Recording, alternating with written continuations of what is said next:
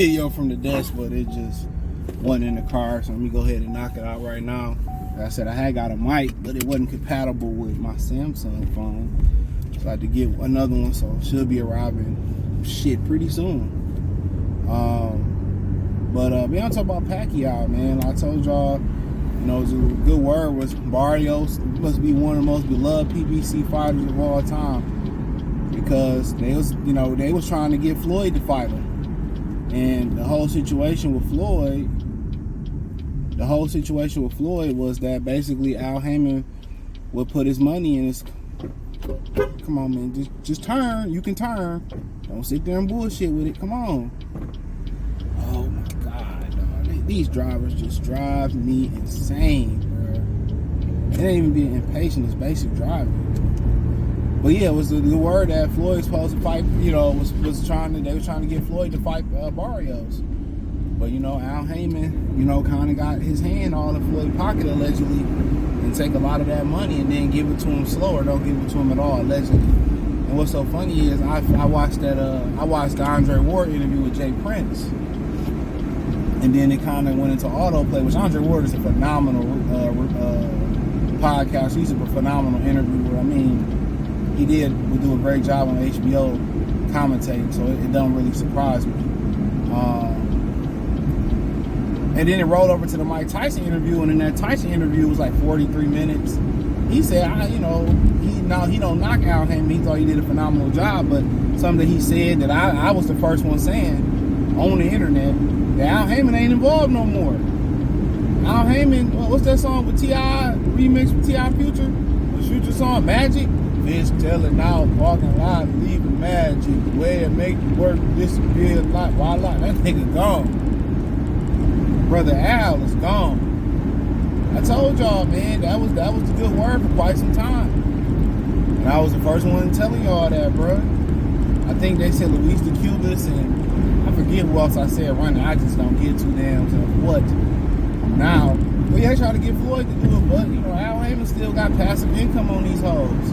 Anybody, you know, I hear, you know, kind of listen to the James Prince interview, and Kobe was like, yeah, you know, he's a thief, he's a crook, he's an extortionist, and whatever you want to call him. But all these niggas in the industry, they gonna get down on you. And I always tell y'all, man, one thing I learned in life, ain't shit free. Don't nobody want to help you for free.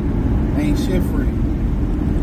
Like females, when that dude take you out on the date, he expected some ass. If he still wanted it after the date.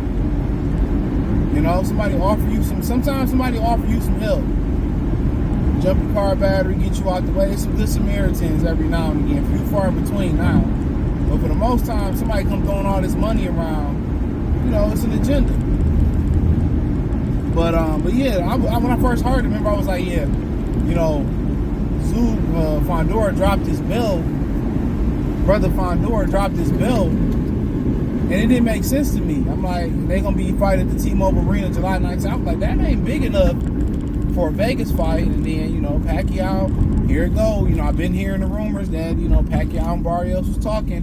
Remember, we talked about it 10 months ago. I looked it up, where it said that, you know, Barrios called out Manny Pacquiao. I believe I did a video on it from Boxing Scene. So, yeah, these things have been out there, man. And, yeah, these things have been out there, man. All this shit been out there, man. And they've been openly talking about it. They've been negotiating. And,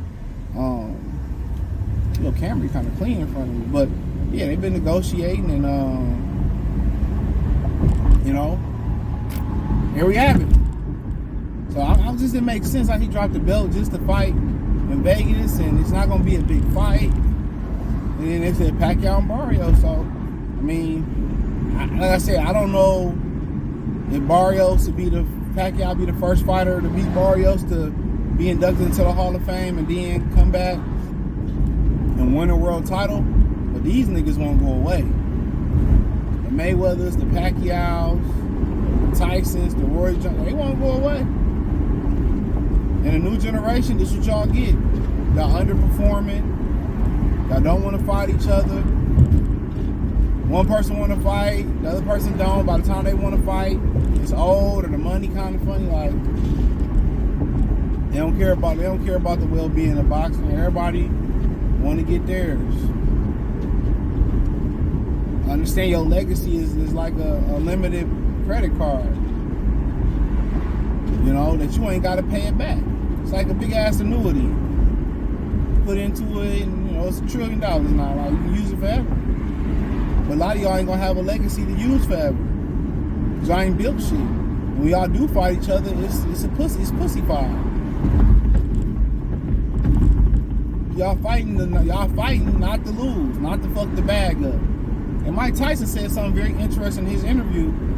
Like, he dropped some jewels in that little short interview he did with Dre. And it was from a while ago, before he fought Jake Paul. He said some jewels in there. He said, it ain't these fighters scared to lose, but they don't understand it's how you lose. Sometimes you can lose and your stock can go up, and we're gonna bring them back. How many times we seen a dude, even in this generation, lose? Like the Ramon got to fight Nuyuwa. People was like, I want to see him come back. Fulton lost to Nuyuwa.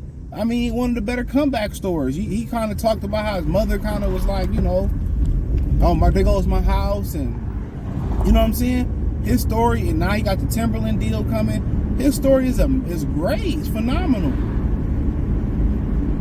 It's all right. Like my boy Dame Dot from Detroit said, it's okay to fall off just as long as you bounce right back.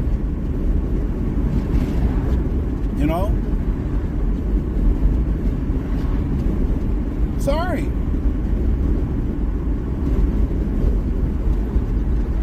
It's how you lose. How many times we see Barrios, our big example. He lost. He lost versus Tank. Almost won, some people thought. They brought him back. Lost versus Keith.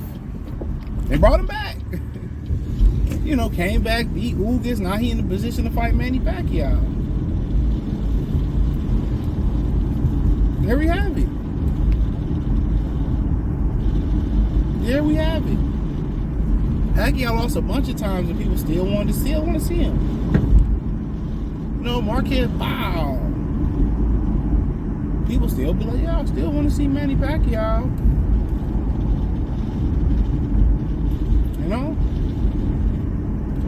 Like I said before, losing comes with the territory as a human being. You know what I'm saying? As a man, you really define on how you take your losses and how you recoup from your losses, how you recuperate and keep going. So, yeah, Pacquiao, Barrios still making the bag. Pacquiao, years later, after many losses, still making the bag. It's how you lose. If you're an exciting fight, if you lose and you a bitch ass nigga like Shakur Stevenson, then they're not gonna bring you back. You know what I'm saying? If you go in there, you exciting, and you go in there, you entertaining, fans gonna demand them bring you back. They gonna demand it. Madonna was losing, they brought him back time and time again.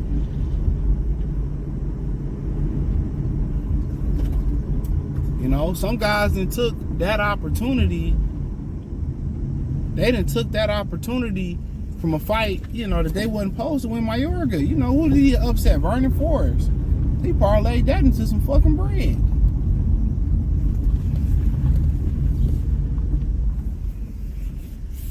Sometimes through losses or through God closing doors, sometimes when God be like, damn, this fool gonna walk away and quit, you know what I'm saying? So I can open this door. Sometimes he gotta force you out the door for another door to open up. Sometimes, getting a loss is the best thing to happen to some fighters. You lose, and you start, making some adjustments. You start to see who with you, who not with you. Who really, you lose and everybody gone, the money gone, you lose and everybody gone, and you buy your lonely and all that shit, you know what I'm saying? Some of these brothers, they lose a job, or, some get sick and their wife leave, and they bounce back and they get back, and they God had to show them. They bounce back quintuplet, 10 times, 30 times over again. God was just saying, like, where you was about to go, this person couldn't go with you. So it's okay, man. Like, we lose all the time. I'm very transparent about the losses I take. Fuck it. You know. I understand that. Sometimes God gotta shut that door on your dumb ass for you to really understand your worth and go somewhere where you appreciate it. So, and all people are like, oh, you a man of faith? I always have been. Always been God-fearing dude. Whatever you believe in. If you just believe in divine power, you just believe in, whatever. But yeah, I think summer schedule's shaping up pretty good. Maybe Tank come back June 21st versus Lamont Roach and Usyk and Du Bois too, and you got some other fights in there too. So some of them fights that's heavy in rotation.